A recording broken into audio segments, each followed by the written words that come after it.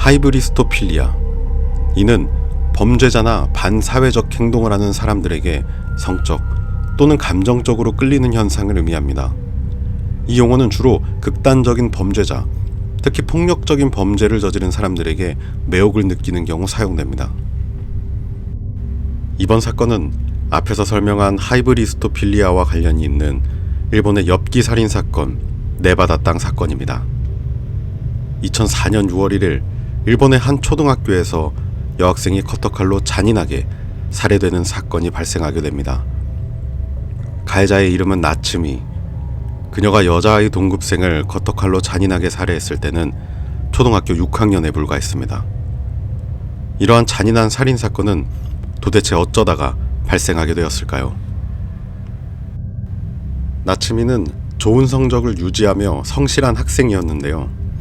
어느 순간부터 그녀는 대화 중에 눈을 마주치지 못하고 비정상적인 증상을 보이기 시작했고 6학년이 되면서부터는 비정상적인 증상들이 더욱더 폭력적인 모습으로 변하기 시작했습니다. 후에 밝혀진 이야기지만 그녀는 각종 고어물 그림과 동영상을 다수 보유하고 있었으며 잔인한 성인 영화인 배틀로얄을 여러 번이나 시청하였다고 합니다. 저도 이 배틀로얄이라는 영화를 옛날에 봤던 기억이 있는데요. 학생들을 섬에 모아두고 서로 죽이며 최후의 1인만이 살아갈 수 있는 그런 내용이었던 것으로 기억합니다. 여튼 나츠미의 성격이 이렇게 이상해져 갈 무렵에 그녀에게는 미라타이 사토미라는 동급생 친구가 있었습니다. 그들은 서로 개인 홈페이지로 교류하며 자신들이 그린 그림도 교환하는 그러한 사이였는데요. 어느 날 한 가지 사건이 발생하게 됩니다. 둘이 놀이를 하다가 사토미가 나츠미에게 신체와 관련된 농담을 했던 것입니다. 이러한 농담에 나츠미는 화를 내게 되었고 이후부터 둘의 사이는 멀어지게 됐습니다. 서로에게 감정이 안 좋아지던 과정에서 나츠미는 점점 사리를 품게 되었고 자신의 홈페이지에 범행 계획을 올리기 시작했습니다. 5월 28일 이날 죽이려고 했는데 잘 되지 않았다. 5월 29일 죽여버릴 거야. 이 세상에서 없어져 버려. 5월 31일 내일 커터칼로 죽이기로 결심했다. 그리고 2004년 6월 1일 끔찍한 살인사건이 발생하게 된 것입니다.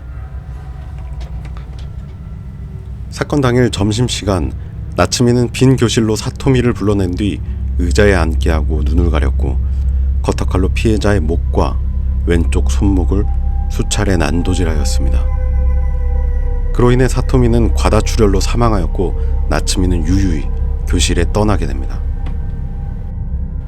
물론 살인 행각 이후 나츠미는 경찰에게 붙잡히게 되었는데요. 문제는 그 이후였습니다.